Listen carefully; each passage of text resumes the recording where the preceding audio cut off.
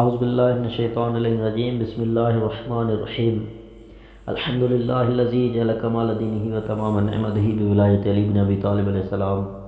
والصلاۃ والسلام علی سید الانبیاء المرسلین وآلہ الطیبین الطاہرین المعصومین اما بعد فقد قال امیر المؤمنین علی بن ابی طالب علیہ السلام بسم اللہ الرحمن الرحیم الحمد للہ المعروف من غیر رؤیتہ۔ ناظرین قدر سامعین محترم، السلام علیکم ورحمۃ اللہ۔ درس نہج البلاغہ کا خطبہ نمبر 129 تک ہم پہنچ چکے ہیں۔ آج کے اس خطبے میں امیر کائنات نے اللہ اور کائنات سے ہلکا سا مگر مفید تعارف جو اس کرا ہے کہ اللہ کب سے ہے اور دشمنوں اور دوستوں سے اس کا سلوک اور سورج اور چاند کا کردار، چیزوں کو نیا اور پرانا اور نزدیک و دور کرنا، اور آخری بات کہ انسانوں کے لیے چند ضروری ہدایت۔ آئیے خود میں چلتے ہیں۔ مولا فرماتے ہیں کہ حمد و ثنا اللہ کے لیے شایان شان ہے، جس نے آنکھوں سے نظر نہ آنے کے باوجود اپنے انتظام سے خود کو معروف کرا دیا ہے، کسی سوچ بچار کے بغیر ہی پوری کائنات اور اس میں موجود کروڑوں قسم کے مخلوقات کا پیدا کرنے والا ہے۔ وہی اللہ جو ہمیشہ سے ہے اور ہمیشہ کے لیے قائم و موجود ہے، اس وقت بھی قائم و موجود تھا جبکہ یہ برجوں والا آسمان بھی نہ تھا، اور نہ ہی اس عظیم شان دروازوں پر لٹکنے والے پردے تھے، اور نہ ہی یہ تاریکی پھیلانے والے رات تھی، اور نہ یہ متین اور ساکت سمندر تھے، اور نہ یہ گھماٹیوں اور پگڈیوں والے پہاڑ تھے، اور نہ ہی یہ آڑی ترچھی لہرے دار پہاڑی راہیں تھی، اور نہ یہ گہوارہ اور بستر بننے والی زمین ہی تھی، اور نہ یہ قوت و توانائی اور بھروسہ کے قابل مخلوق تھی۔ وہی تخلیق اور مخلوقات کی ابتدا اور ایجاد کرنے والا اور ان سب کا وارث ہے، اور وہی تمام مخلوقات کا معبود اور ان سب کو سامان بقا و ترقی فراہم کرنے والا ہے۔ اور یہ تمام سورج اور تمام چاند اسی کی رضا و خوشنودی اور قانون کے بجاوری میں کوشاں و سرگرداں ہے۔ ہر نئی چیز کو پرانی اور بوسیدہ کر رہی ہے، اور ہر دور والی چیز کو قریب کرتے ہیں۔ اللہ ہی نے سب کی ضرورت کا سامان تقسیم کیا ہے، اور ان کے تمام اثرات اور نشانات کو اور اعمال کو اپنی معلومات کے احاطے میں رکھا ہے، اور ان کے سانسوں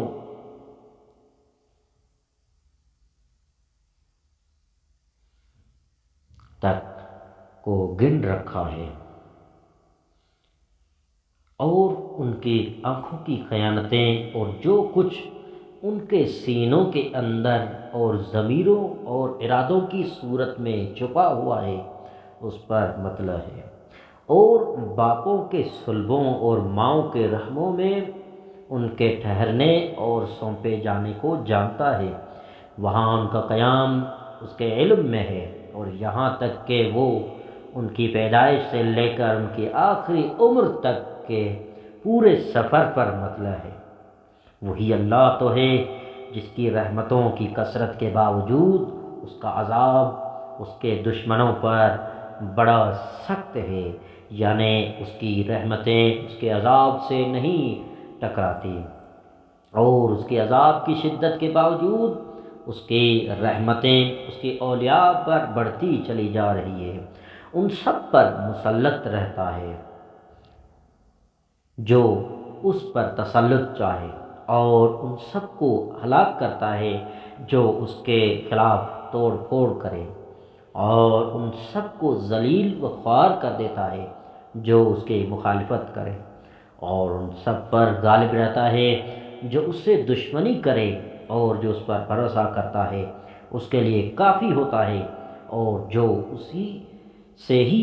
مانگتا اور سوال کرتا ہے اسے عطا کرتا ہے، اور جو اسے قرض دیتا ہے تو قرض ادا کرتا ہے، اور جو اس کا شکر ادا کرتا ہے اسے جزا دیتا ہے۔ اے خدا کے بندو،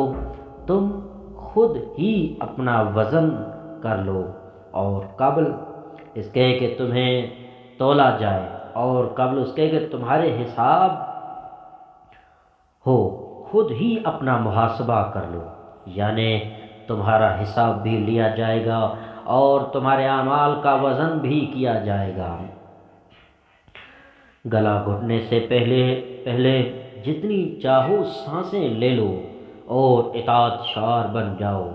قبل اس کے کہ تمہیں زبردستی ہانکا جائے، اور یہ جان لو کہ جو کوئی بھی اپنے نفس کی یا خود اپنی اعانت اس وقت تک نہیں کرتا جب تک کہ اس کے اوپر کوئی ڈنڈے والا اور نصیحت کرنے والا نہ ہو، تو اس پر خود اس کے علاوہ اور کوئی اور شخص نہ ڈنڈے والا مسلط ہوگا اور نہ کوئی نصیحت کرنے والا ہوگا۔ خطبے نمبر 130۔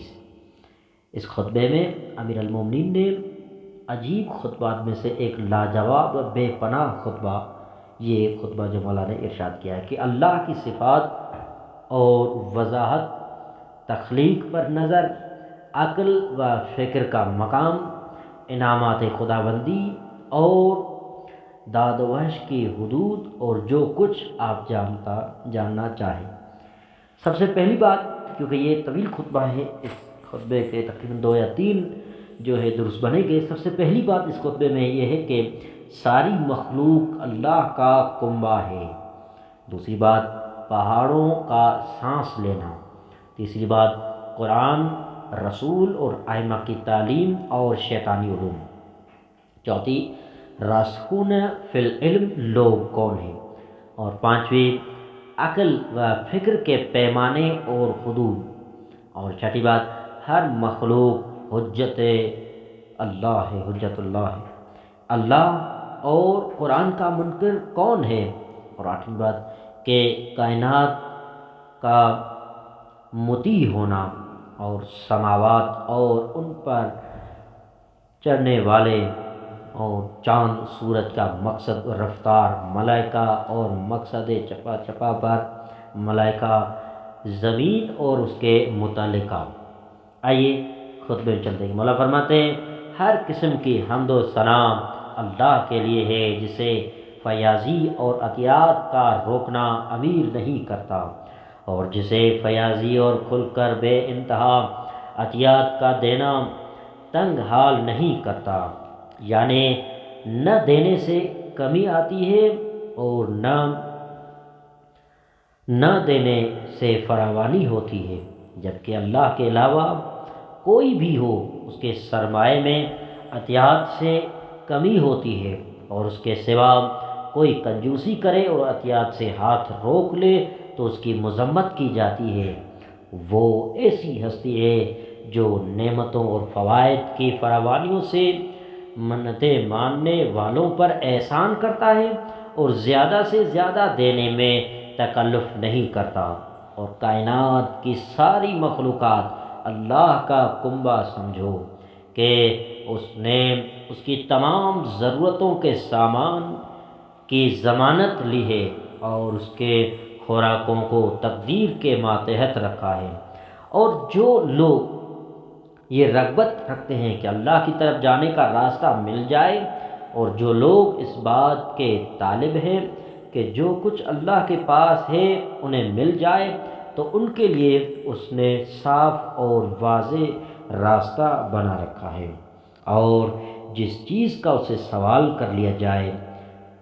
یا جو چیز مانگ لی جائے وہ ان چیزوں سے بڑھ کر نہیں ہے جو ابھی مانگی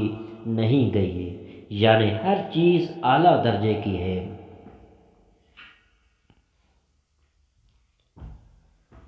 اللہ ایسی اولین ہستی ہے کہ اس سے پہلے کچھ ہی نہیں کہ کوئی چیز اس سے پہلے کی کہلا سکے، اور ایسا آخری ہے کہ اس کے بعد کچھ ہے ہی نہیں کہ کوئی چیز اس کے بعد کی ہو سکے، اور وہ تو آنکھ کی پتلیوں کو روک کر رکھنے والا ہے تاکہ کوئی آنکھ اس تک نہ پہنچ سکے یا اس کی کیفیت کا ادراک نہ کر سکے،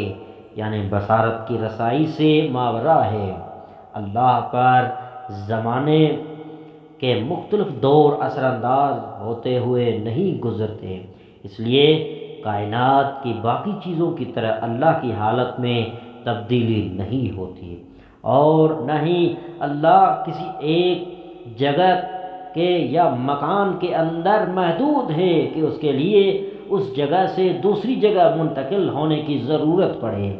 اور اگر اللہ وہ سب کچھ دے دے جو پہاڑوں کی کانیں سانس لے کر یا پھنکار مار کر نکال دیتی ہے، یعنی چاندی سونا وغیرہ معدنی دولت، اور وہ بھی جو سمندر کے اندر سمندر کے گھونگے اور سپیاں کھل کھلا کر ہنسنے میں بکھیر دیتی ہیں، جیسے کہ مرجان کی شاخیں، دھاتیں، چاندی سونا اور بکھرے ہوئے موتی وغیرہ وغیرہ، تب بھی یہ سب کچھ دے دینا بھی اللہ کی سخاوت پر اثر انداز نہ ہوگا، اور نہ اللہ کی پیدا کردہ نعمتوں اور سامان کی وسعتوں کو ختم کر سکے گا۔ اللہ کے پاس تو انعامات کے اتنے ذخیرے ہیں کہ پوری کائنات کے ذی حیات مل کر اور مانگ مانگ کر بھی اپنے مطالبات سے انہیں ختم نہیں کر سکتے، یعنی ان کی تمام ضرورتوں سے کہیں زیادہ ہے۔ اور اللہ تو ایسا سخی اور بخشنے والا ہے کہ اسے مانگنے والوں کے سوالات اور تقاضے تنگ نہیں کر سکتے، اور گڑ گڑا کر مانگنے والوں کا گڑ گڑانا اور اصرار کرنا اسے کنجوس نہیں بنا سکتا۔ اس خطبے کا بقیہ حصہ آئندہ درس میں۔ السلام علیکم ورحمۃ اللہ وبرکاتہ۔